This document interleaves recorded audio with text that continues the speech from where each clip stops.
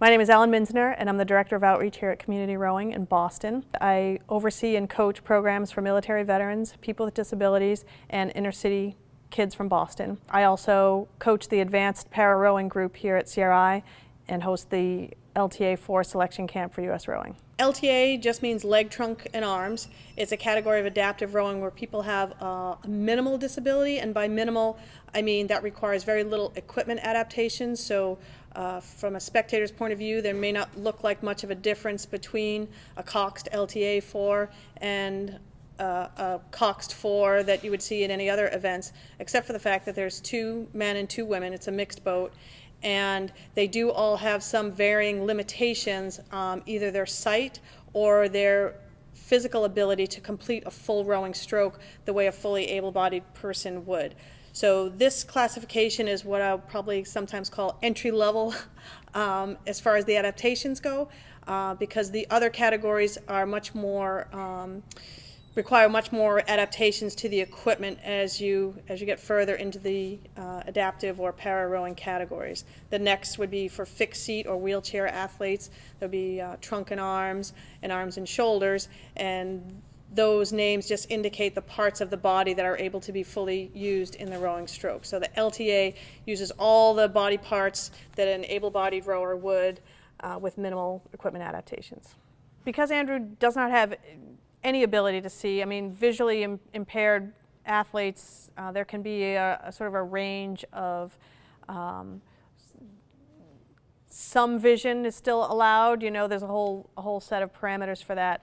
But with Andrew, because he doesn't see at all, we do need to just make sure he's queued up as early, I'll call it just advanced planning. You know, in 3 steps you're going to be here. So carrying the boat is a little bit, but honestly, as independent as possible. There is very little that you need to do with an athlete like Andrew, because he wants to take on as much as he can with carrying the boat or carrying equipment down. So it requires a certain amount of motivation that Andrew definitely has.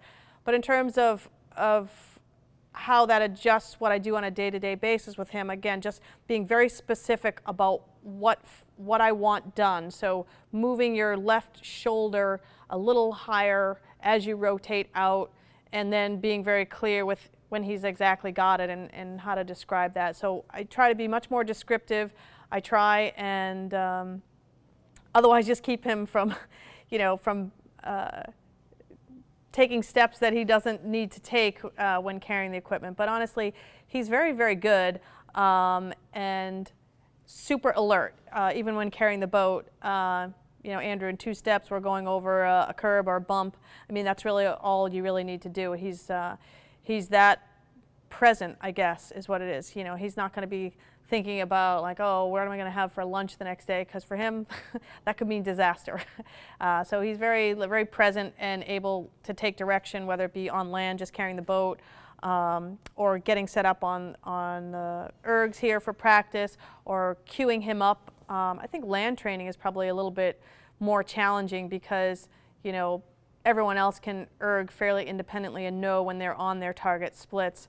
So I think the land training is sometimes a little bit more challenging. Certainly the weight room.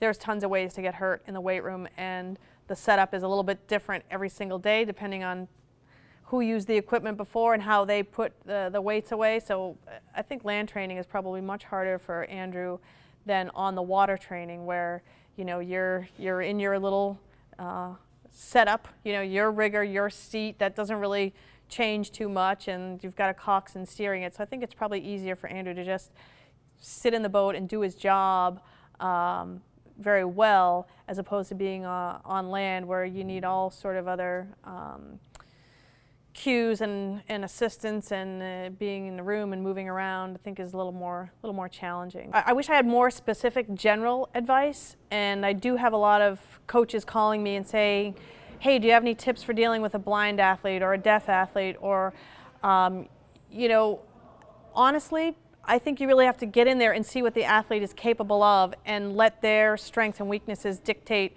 how you work with them. Because if there's one thing I've learned about coaching adaptive athletes, is there's no cookie cutter. It's maddeningly complex, but that's where the real answers are, is when you put an athlete on the water and then you start looking at them with the same template as you would look at any other athlete. Are they far enough through the pin? Are they getting enough length? Is the rigging correct for them? Are they able to do what I'm asking them to do? Yes, okay, great. If no, why not?